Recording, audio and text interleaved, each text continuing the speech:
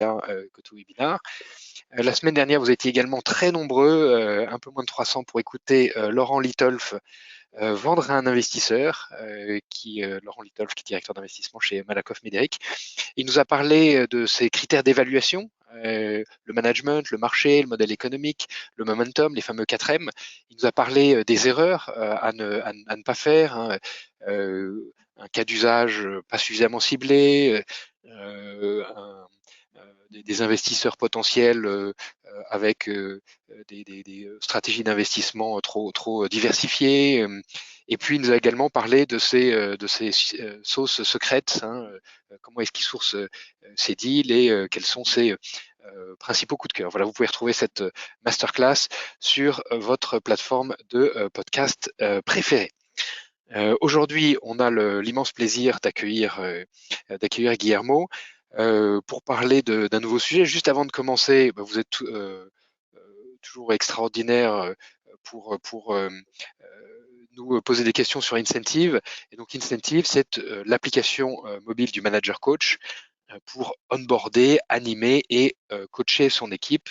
Nous travaillons aujourd'hui dans une vingtaine de pays pour des clients comme la Société Générale, comme Groupama, Air Liquide, Orange ou Procter & Gamble. Voilà. Suite à cette petite page de publicité qui se referme très vite, est-ce que Ilan, tu peux nous faire le portrait de notre invité du jour, Guillermo Di Bisotto? Guillermo Di Biscotto, c'est avec un immense plaisir que je vous présente aujourd'hui à notre audience. Vous êtes une figure incontournable du développement commercial et du coaching des ventes. Votre carrière a débuté dans le domaine du conseil. Vous avez rapidement fait vos preuves avec plus de 5000 négociations de vente à votre actif.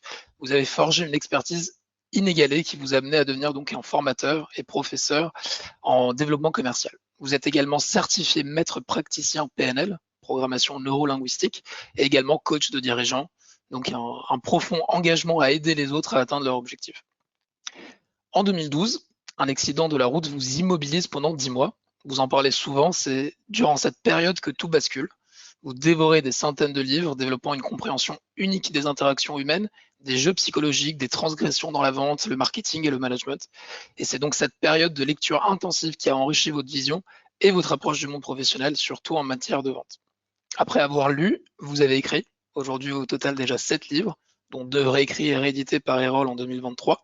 Et votre dernier ouvrage, Question pour un champion de la vente, qui est candidat au prix DCF 2024 et dont vous allez nous parler plus en détail aujourd'hui. Actuellement, vous êtes directeur commercial de Taskforce, où vous utilisez l'IA pour optimiser le recrutement, réduisant donc la charge mentale des chargés de recherche et accédant à un vaste réseau d'experts IT en France. Et vous êtes reconnu donc comme le recruteur le plus rapide du monde, ayant placé une pépite Salesforce en seulement 21 heures ouvrées. Oui, c'est ça. Votre passion pour la modélisation des interactions commerciales vous permet de transformer des offres et de passer d'un océan rouge à un océan bleu et de générer une croissance organique substantielle avec un minimum de commerciaux. Vous êtes donc fervent défenseur de l'expérience client, cherchant constamment à améliorer chaque interaction pour assurer la fidélité. Guillermo Di Biscotto, votre passion pour l'innovation et l'amélioration continue nous inspire tous et nous sommes donc impatients de vous bénéficier de vos conseils aujourd'hui. Alors, merci Ilan. Bienvenue Guillermo, quel parcours! Quel parcours! Merci Ilan. Alors, je sais que je suis très très fort, mais mon nom c'est Di Bisotto et pas Di Biscotto, mais voilà, c'est juste pour faire un peu parce que ça m'a fait sourire. Et c'est vrai que voilà, c'est important à préciser. Donc, voilà. C'est important. On va commencer, Ilan mentionnait les jeux psychologiques. Donc aujourd'hui, on veut parler de coaching commercial, on veut parler de pratiques oubliées et donc finalement des grands fondamentaux. Et un des premiers grands fondamentaux du coaching, c'est le rapport entre le coach, le manager et son collaborateur. Et souvent, on rentre dans des jeux psychologiques. Et toi, ton premier message, c'est de dire attention, jeu dangereux. Ben oui, jeu dangereux. Et puis, faut quand même se rappeler, Roland, que j'ai essayé d'être le plus concis possible, hein, mais pour vivre et pour être en bonne santé, l'être humain, il a besoin de stimulation. Voilà. Et l'être humain préférera toujours avoir de mauvaises stimulations que pas de stimulation du tout. Voilà, les jeux psychologiques, ça prend sa source ici, tu vois. On se tutoie, hein, Roland, tout va bien? Oui, sûr. C'est bon, voilà. Tu vois, si par exemple, dans le cadre d'un management commercial, de management de commerciaux, comment retrouver un sentiment collectif dans une équipe habituée à valoriser les meilleurs, parce qu'il y a toujours des notions de performance, des classements entre dans les équipes, qui fait mieux que l'autre et ainsi de suite. Je pense que ça, c'est dans le cadre d'un management, je pense que déjà, c'est la source de jeu psychologique. Le jeu psychologique, juste pour rappeler ce que c'est une interaction qui s'inscrit dans une dynamique mortifère, donc c'est pas cool, d'accord, dynamique victime, bourreau, sauveur. On la connaît tous, cette dynamique. Malheureusement, l'analyse transactionnelle dit que alors c'est un peu pessimiste quand même, hein, mais que 100% des êtres humains y sont confrontés à peu près tous les jours. Voilà, donc c'est pas, voilà. Alors, pour retrouver un sentiment collectif dans le management, mais quelque part, aussi dans le cadre d'un entretien de vente. Parce que si le jeu psychologique existe, il peut s'intégrer totalement entre un acheteur et un vendeur. Voilà. Donc, voilà, et pas que entre collègues, évidemment.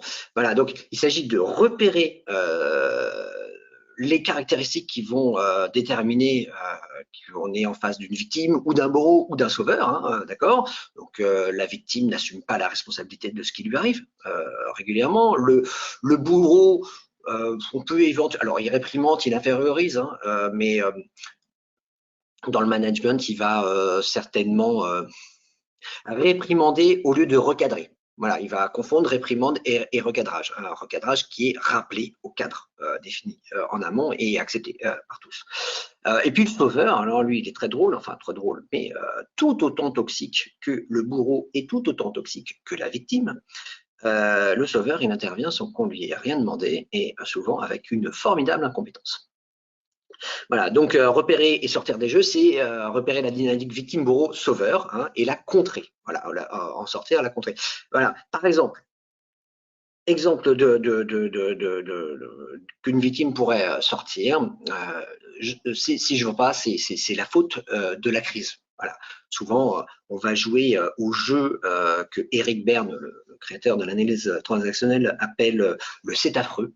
C'est affreux, c'est oui, le client n'a pas cité, mais tu te rends compte, on est dans un marché dégueulasse, les clients ils comprennent rien, et puis en plus les week-ends de mai, il y a personne qui a travaillé, et puis t'imagines avec les Jeux Olympiques, ça va être catastrophique. Bon, oui, ben, la victime dit si je réussis pas, c'est pas ma faute. Ce n'est pas évidemment tout ce que je n'ai pas mis en place, ce n'est pas la discipline dont je n'ai pas fait preuve, c'est forcément la faute d'autre chose. Et souvent, depuis quelques dizaines d'années, c'est la crise, forcément. Voilà. Et l'idée, c'est de se dire que dès qu'il y a une complainte, c'est une invitation à jouer. Donc, pour éviter de rentrer dans un jeu psychologique, c'est très important d'éviter de réprimander, donc de jouer son bourreau, puisque la victime appelle le bourreau ou la victime appelle le sauveur, ou bien donc de ce fait, de faire à sa place, de faire à la place de l'autre. Donc ça, c'est très important. Le jeu psychologique, il intervient à ce moment-là. Voilà. Donc, moi, j'adore deux outils linguistiques dont je parle déjà dans C'est où qu'on signe, le livre précédent, et dans Question pour un champion de la vente, évidemment. Il s'agit de réinterpréter la situation qui nous est la réalité qui nous est proposée pour en dessiner évidemment une autre, ça va de soi, et d'attaquer le pourquoi elle le dit. Et c'est la manière la plus classe de sortir ou de ne pas rentrer dans un jeu psychologique, puisque du coup c'est ah bon, c'est affreux, mais comment ça se fait que Jean-Paul a ramené 3 contrats la semaine dernière? Alors voilà, tu dis ça, on attaque le pourquoi en deuxième. Hein. Tu dis ça parce que tu penses qu'il a de la chance. Ou là, si on veut être un petit peu plus taquin, on va dire, tu dis ça parce que pour lui, il était pas dans la crise. Enfin, il a pas vu que c'était la crise. Ou voilà. Bref. En tout cas, il y a toujours une autre réalité que celle qui nous est proposée. Voilà. Donc sortir des jeux psychologiques, c'est aussi bien dans le management que dans les entretiens de vente. Et dans les entretiens de vente, en général, c'est souvent le mien est mieux que le tien, c'est mon expérience est meilleure que la vôtre, alors que bon, voilà, ça n'a vraiment aucun sens ou ce genre de choses. Voilà. Est-ce que ça répond à ta question? Très bien. Un autre sujet dans les pratiques oubliées, c'est le pouvoir de la concentration que tu appelles la force du focus. Et tu cites Bruce Lee. Je n'ai pas peur des 10 000 coups que vous avez répétés une fois. Oui. J'ai peur du seul coup que vous avez répété 100 000 fois. C'est une invitation à l'expertise. Comment, dans la relation managériale, est-ce qu'on peut aider son équipe à se focaliser, à répéter 10 000 fois le seul coup qui va faire peur à Bruce Lee? Alors déjà, Bruce Lee n'a pas peur. En général, ça se passe. Bref, comment entraîner une personne à répéter 10 000 fois le même coup? Eh bien, alors il peut y avoir une question de motivation à le faire. Je pense que éventuellement, si je comprends bien ta question, et tu m'arrêtes évidemment, on recadre si c'est pas le cas, bien sûr, éventuellement tu es en train de parler de discipline. Est-ce que c'est ça? De discipline et peut-être aussi de priorité. Tu parles aussi de la matrice d'Eisenhower, entre le Ah oui, 4e voilà. président des États-Unis, qui avait déclaré ce qui est important est rarement urgent et ce qui est urgent est rarement important. Ben, au-delà de ça, donc discipline, Eisenhower, ok, gestion je préfère la gestion de son énergie que la gestion de son temps. Oui. Je pense que la gestion de son temps n'a aucun sens, déjà parce que le temps se gère tout seul, premièrement. Et deuxièmement, parce que alors là, je vais citer un petit peu Tony Schwartz, hein, si vous avez l'occasion de lire j'ai oublié, bref, le pouvoir de l'engagement total, voilà, c'est ça. Pouvoir de l'engagement total. Alors, le livre n'est plus édité en France, et si vous le trouvez à moins de 100 balles, vous faites déjà une affaire.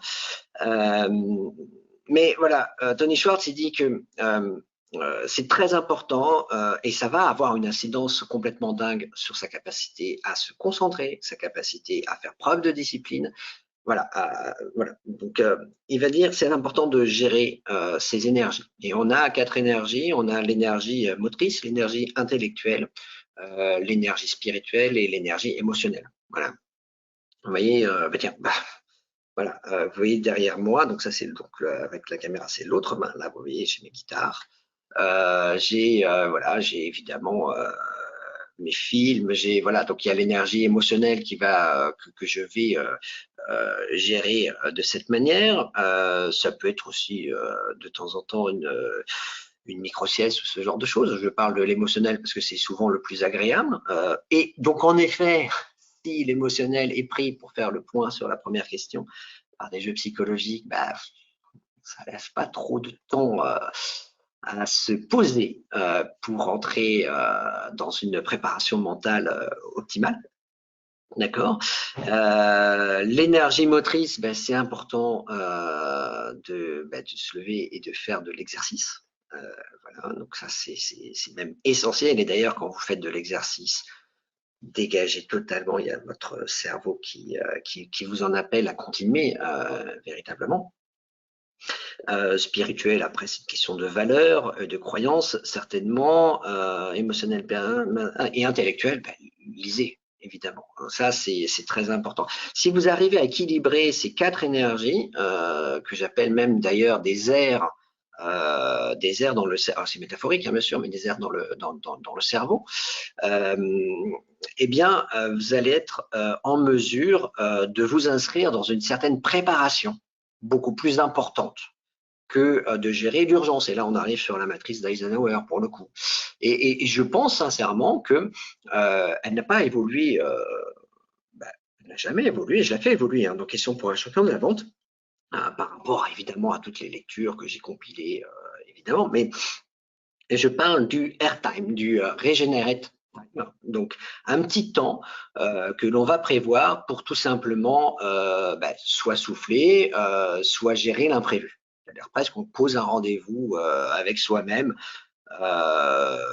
pour gérer l'imprévu, pour éviter d'être dans l'urgence et l'importance, qui est donc toujours la situation, le cadran d'Eisenhower, toujours le plus désagréable, évidemment.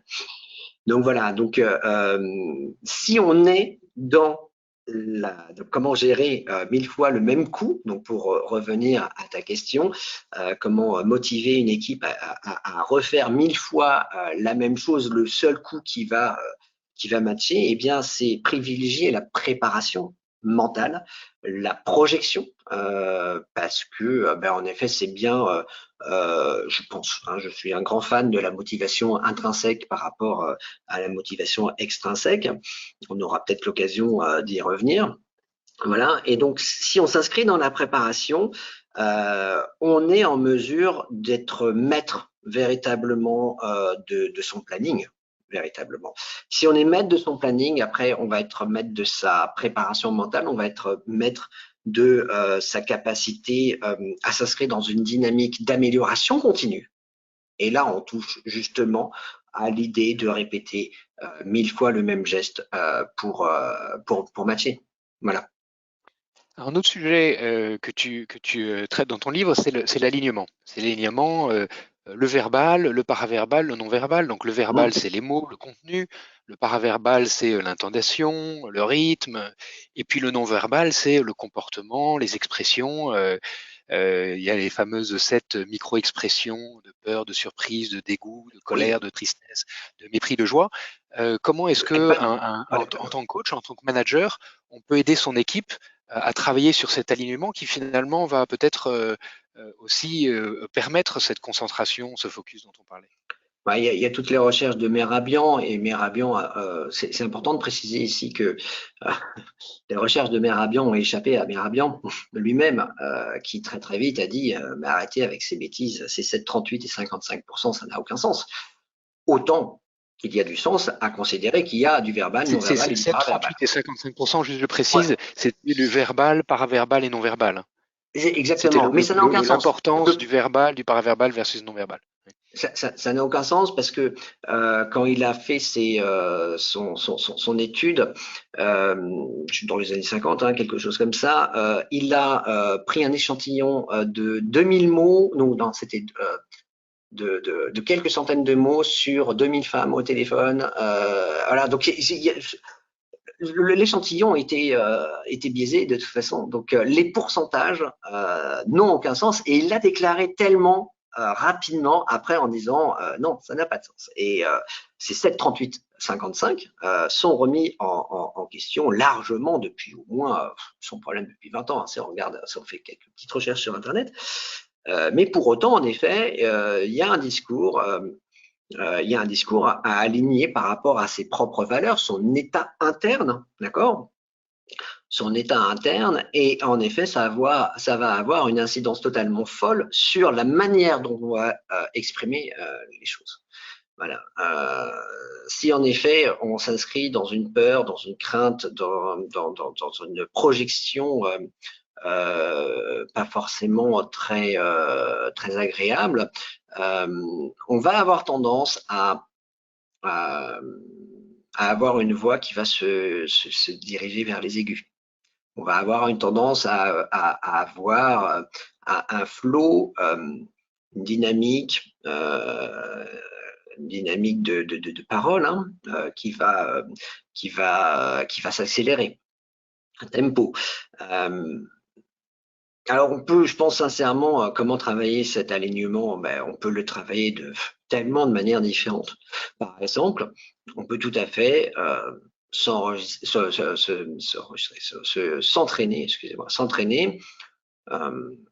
faire des exercices de respiration déjà. Respirer, c'est quand même la vie. Et quand vous respirez… C'est les exercices de gymnastique que finalement les entreprises font au Japon. On a de plus en plus dans les startups notamment, de profs de yoga qui viennent détendre tout le monde au milieu de la journée pour s'assurer qu'on soit bien aligné. Donc, c'est pas évident quand c'est pas une culture d'entreprise. Mais finalement, si on le repositionne face à un alignement corps, cœur, esprit, c'est tout à fait légitime pour un manager de dire, bah voilà, prenons 5 minutes de détente, on peut aller marcher, on peut aller. Oui, Un autre exercice que beaucoup de nos clients utilisent, c'est les walking talk. C'est-à-dire que plutôt que de faire une réunion, on est tous les deux autour de la table. Ben, on prend son manteau et puis on va faire un tour et on va discuter des problèmes en marchant. Oui, on peut discuter des problèmes.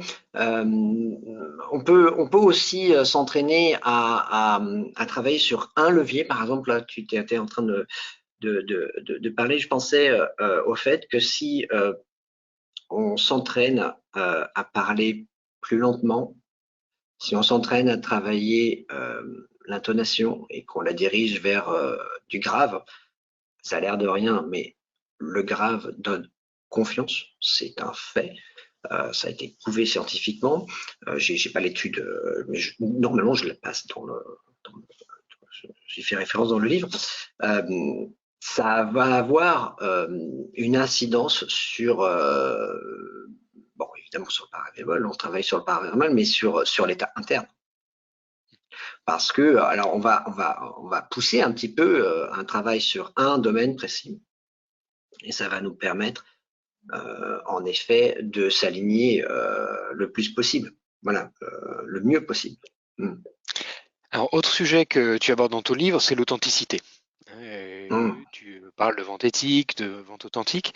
Bien sûr. Et Daniel Pink, dans Convainquez qui vous voulez, génial, ouais. écrit si vous voulez être authentique, répondez à ces deux questions en tant que commercial. Si la personne à laquelle vous vendez est d'accord pour acheter, sa vie en sera-t-elle transformée? Ça, c'est la première question. Et la deuxième question, c'est une fois votre transaction réalisée, le monde sera-t-il meilleur que lorsque vous avez commencé les discussions? Et si vous répondez non à l'une de ces questions, c'est que vous faites quelque chose de travers. Ah, Daniel Pink est un auteur et un conférencier absolument, j'adore, absolument génial.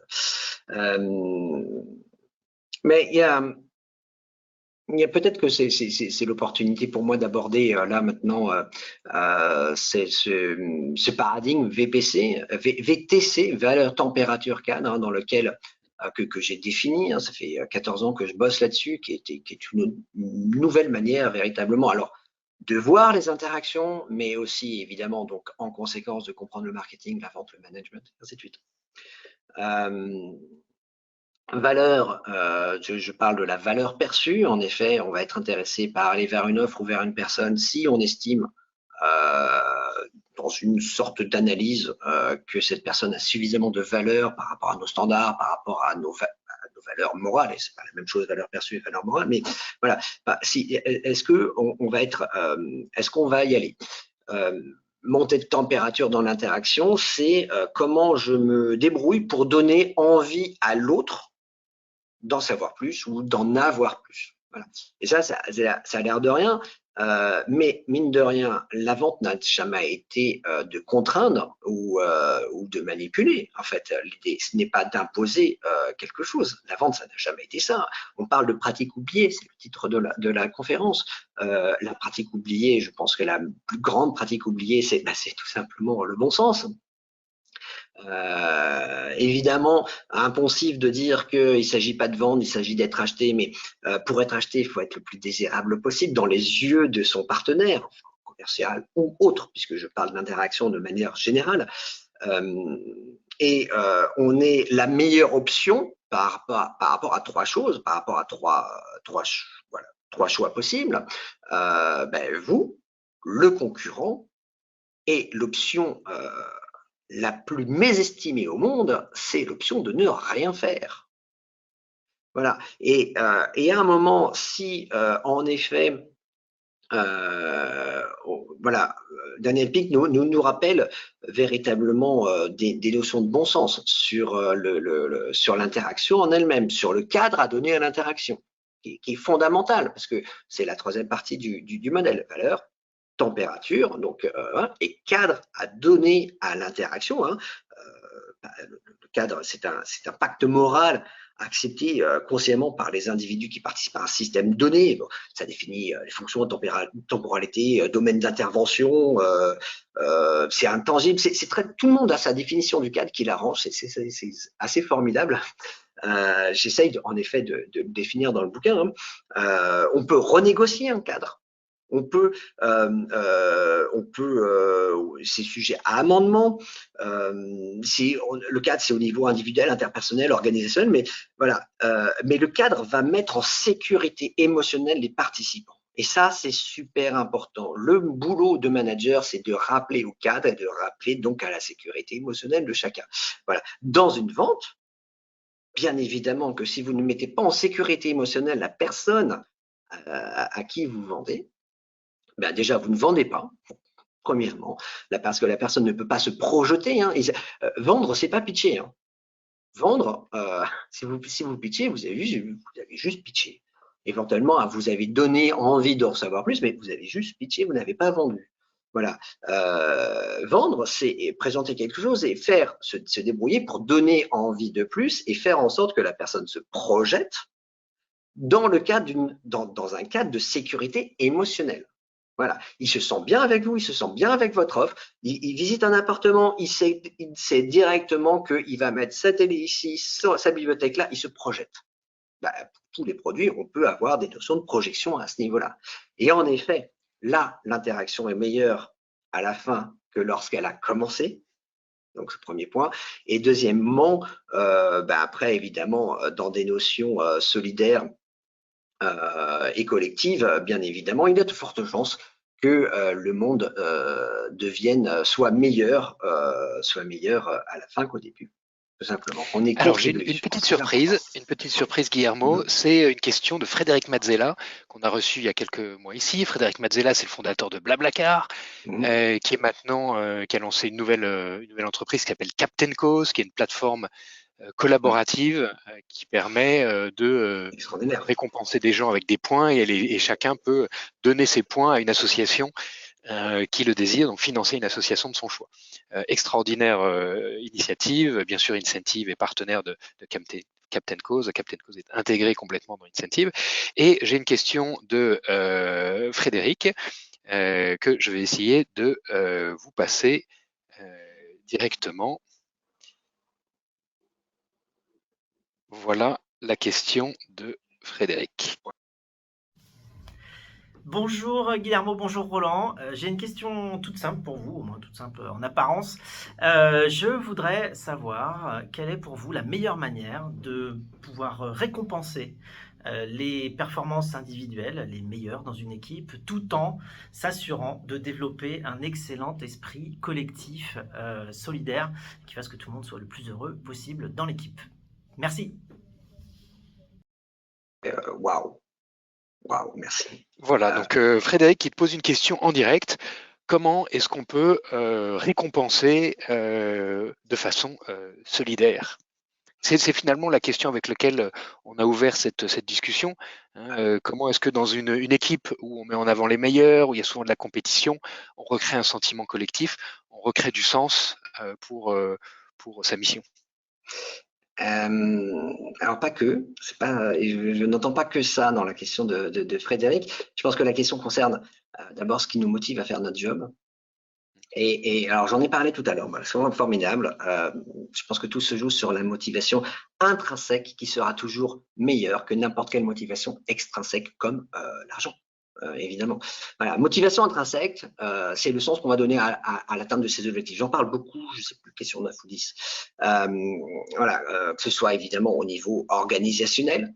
Ça, en général, ça a toujours du sens de vendre pour les actionnaires, pour le retour sur investissement et ainsi de suite, mais aussi au niveau individuel et, je pense, collectif. Alors, on appelle ça le plan interpersonnel, mais c'est plutôt le plan collectif qui va avoir une incidence sur le plan interpersonnel, donc entre les gens. Par exemple, c'est quoi une motivation intrinsèque au niveau individuel? Ben voilà, gagner 1 000 € sur un contrat, ce qui est une motivation extrinsèque, d'accord, sera toujours moins motivant que se projeter sur une île paradisiaque avec son conjoint.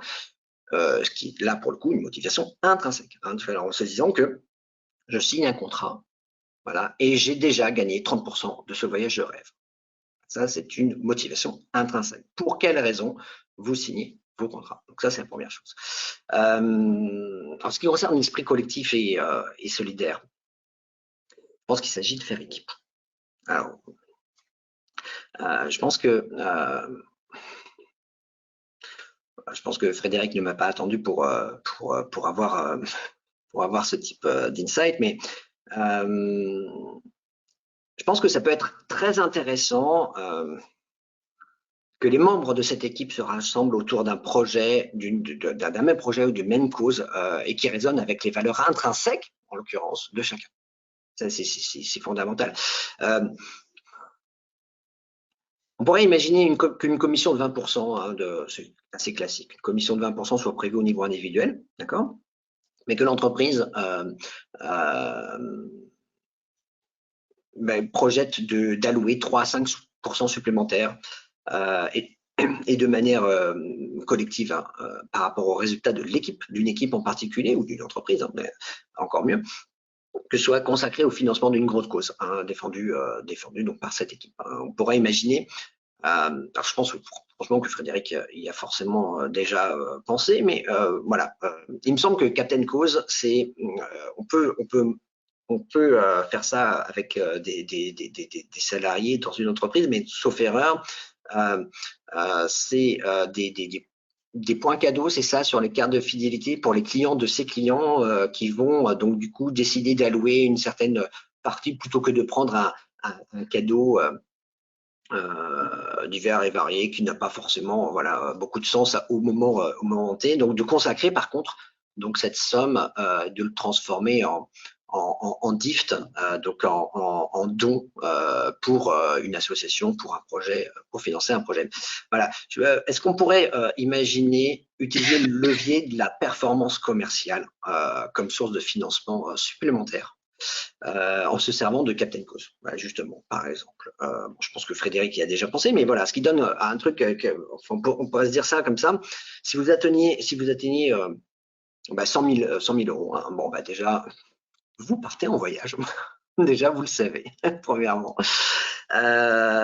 Et puis deux, eh bien, de manière collective, il a été choisi alors, j'imagine que c'est possible, hein, mais de restaurer une école en Afrique, de financer la replantation d'arbres ou de financer des repas, voilà.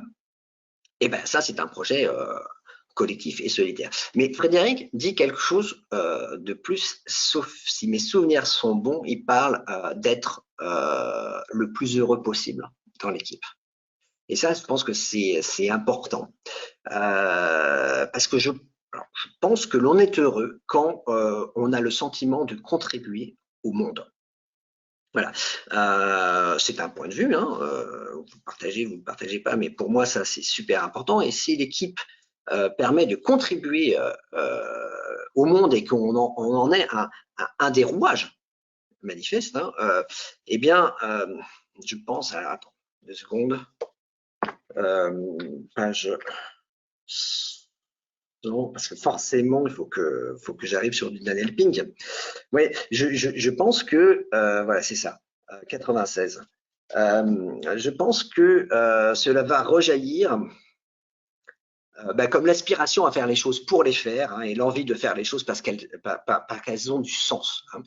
Si tu me permets de citer Daniel Pink dans sa conférence TEDx Puzzle of Motivation, qui est une conférence extraordinaire. Lui, il suggère de motiviser par le sens plutôt que par la carotte et le bâton. Voilà, il dit quelque chose. Il dit il y a une divergence entre ce que la science sait et ce que le monde des affaires fait. Et voici ce que la science sait. 1. Les récompenses du XXe siècle, ces motivateurs que nous croyons être naturels du business marchent, mais seulement dans un spectre étroit de situations, parce que l'argent, on le sait, n'est pas la première source de motivation. Okay. 2. Ces récompenses, si alors, donc si tu atteins ton objectif, alors tu as ça, d'accord? Donc ces récompenses, si alors, détruisent la créativité, fondamentale dans une équipe commerciale. Et 3. Le secret des hautes performances n'est pas dans les récompenses et punitions, mais dans cette pulsion intrinsèque et invisible l'aspiration à faire les choses pour les faire, l'envie de faire les choses parce qu'elles ont du sens. Et je pense que là, L'envie de tout faire est les dit. choses parce qu'elles ont du sens. On arrive, on a dépassé très largement nos 30 minutes. Un grand merci. Guillermo, tu nous suggères quelques ouvrages. Alors bien sûr, précipitez-vous à la FNAC si c'est pas encore fait pour acheter Questions pour un champion de la vente, 22 questions-réponses pour vendre Ah, plus et mieux. Et c'est plein d'insights pour les managers également. Alors, si tu me permets juste, Roland, juste de préciser à nos auditeurs que j'ai pensé ce livre comme une interface entre le directeur commercial et ses commerciaux. Donc oui, bien sûr, ça vous demande d'acheter un livre pour le directeur commercial et un livre pour chaque commercial. Voilà. Mais le but du jeu, c'est d'éviter les jeux psycho. Et de fluidifier l'action commerciale, fluidifier l'atteinte de ces objectifs. Un commercial qui accuse un coup de mou, eh bien, écoute, lis la question 7, 13 et 18, et puis on en reparle lundi après la réunion. Et là, Voilà, donc lisez on a un quelque chose Question pour un champion de la vente. Voilà.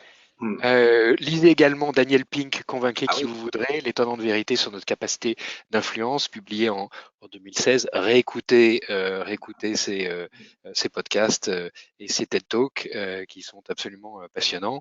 Et puis maîtriser les coûts et les performances cachées, Henri Saval, 1987. Quelle est la citation qui t'inspire, Guillermo?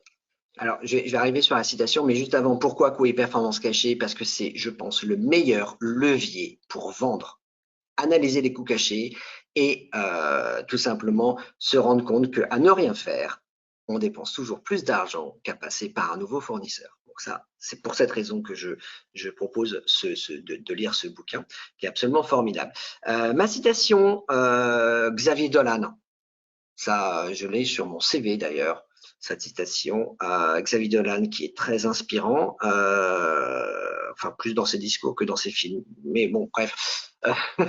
Mais c'est tout réussi à qui ose travaille, tout réussit à qui rêve. Voilà, Rêve. tout réussit à qui rêve, ose, travaille et n'abandonne jamais. Voilà, ça c'est assez formidable. C'est force et détermination avec, on a force et détermination avec cette citation en leitmotiv. Eh bien, avec toi, on rêve, on ose, on va travailler et on va réussir. Et certainement, on n'abandonne jamais. On a vu plein de sujets, l'équilibre entre les énergies motrices, intellectuelles, spirituelles, émotionnelles, la force du focus, les démarches positives, l'authenticité. Un immense merci de ton partage. Je vous donne rendez-vous à tous la semaine prochaine pour parler de sérénité. Avec Xavier Floquet, qui vient de publier un ouvrage qui s'appelle Les super pouvoirs de la méditation, qui intervient en entreprise et qui va nous parler de comment on peut sortir de pilote automatique au travail. Voilà, Xavier Floquet, semaine prochaine à 11h30 comme d'habitude. Si vous avez des questions, vous pouvez les poser directement sur notre interface GoToWebinar et il nous restera quelques minutes. On prendra peut-être deux questions puisqu'il est déjà 12h. Pour Guillermo. Est-ce que, Ilan, on a des questions de nos auditeurs? Alors, Wilfried nous demande, maintenir la cohésion collective, serait-ce aussi demander aux meilleurs commerciaux de partager leurs bonnes pratiques chaque fois qu'ils sont récompensés individuellement, par exemple, pour donner à tous les clés leur permettant de s'améliorer? Mais je pense, alors c'était hyper concis parce on touche à la modélisation et à la transmission des modèles de succès qui est la raison d'être de la programmation neurolinguistique. Modéliser l'excellence et la transmettre. Je pense que c'est absolument indispensable. Je pense que chacun a sa zone d'excellence et que c'est important de savoir comment cette personne fonctionne au quotidien, comment elle arrive à quelles sont les stratégies aussi bien internes qu'externes qu'elle met en place pour générer d'excellents résultats. Parce que on est plein de croyances, des ancres émotionnelles, on a énormément de biais cognitifs, entre 188, 200, voilà, quels sont ceux qui vont s'activer le plus souvent. On a des métaprogrammes. Les métaprogrammes, c'est comment on repère l'information, comment on la traite, comment elle nous permet de rentrer en action et de quelle manière. Voilà, on a 32 métaprogrammes. Enfin, on est chacun des personnes, chacun et chacune des personnes quand même relativement complexes. Et j'aime à modéliser les interactions par ce prisme-là. Mais en effet, un bon vendeur, ça devrait être obligatoire presque enfin quand je dis obligatoire, mais de chacun de se dire, ok, comment tu fais pour faire ton exercice? Quand je vais à la salle de sport, en effet, au début, je fais mes exercices, j'utilise les machines un peu n'importe comment, et puis à un moment, je vois quelqu'un qui fait l'exercice avec un geste parfait. Et je lui demande, comment tu fais ton exercice? Et il décompose le geste. Il décompose le geste et il me dit, mais ça sert à rien de charger, de mettre 20, 40 kilos sur ta machine. Mais 10. Juste 10. Ah, vas-y, c'est facile, 10, c'est bon. Là. Oui, non, mais fais 10, mais réduis la vitesse de 4 fois. Voilà. Et tu vas voir, je peux vous assurer qu'on a beaucoup plus de courbatures. L'excellence se modélise et se transmet. Et ça doit être un travail, je pense, collectif, d'équipe et collectif, évidemment. J'espère que ça répond à la question de Wilfried. On a une dernière question de Camilla qui nous demande, au-delà du transactionnel, quels sont les autres leviers de motivation pour motiver son équipe? Alors, qu'est-ce qu'on appelle transactionnel? J'imagine que ça ne doit rien avoir à voir avec l'analyse transactionnelle, mais transactionnel, j'imagine. Quels sont les autres leviers de motivation, c'est ça, Ilan? C'est carotte-bâton, j'imagine, transactionnel. Exactement. Oui, transactionnel. Oui, j'en parlais de la motivation intrinsèque. Je pense que c'est la meilleure façon de donner du sens à l'action. J'en ai répondu beaucoup avec la question posée par Frédéric Mazella. Quels sont les autres leviers? Il y a ces questions de valeur morale. Alors évidemment, les deux questions sont liées, mais quels sont les autres leviers? Qu'est-ce qu'on pourrait avoir? Si, bien sûr, l'amélioration continue. À quoi ça sert de... Voilà, on sait très bien que l'amélioration continue de ses compétences, ça va être source d'opportunités exceptionnelles. Plus on investit en soi, plus on arrive à s'auto-motiver, à s'auto-suggérer que c'est bien de continuer dans cette voie. C'est à partir du moment où on se raconte la petite histoire qu'on n'a plus besoin d'apprendre que tout se casse la figure. Je pense sincèrement que s'inscrire dans une dynamique d'amélioration continue, c'est la clé. Et au niveau intellectuel, au niveau émotionnel, parce qu'on a tant à apprendre de nos émotions, des messages qu'elles nous suggèrent, de ce que ça peut nous permettre de réaliser, de prendre conscience sur nous-mêmes et sur le monde qui nous entoure. Je pense que ça peut être un très fort levier de motivation personnelle pour le coup. Guillermo Di Bisotto, question pour un champion de la vente. Un immense merci pour ta présence avec nous aujourd'hui. Je vous donne rendez-vous la semaine prochaine avec Xavier Floquet pour parler de la sérénité, les super pouvoirs de la méditation, sortir du mode pilote automatique au travail. Un immense merci à tous pour votre fidélité. Excellente journée et à la semaine prochaine. Merci à tout le monde. Merci Roland, merci Ilan, merci l'équipe, merci vous tous qui participez et merci Frédéric. Au revoir.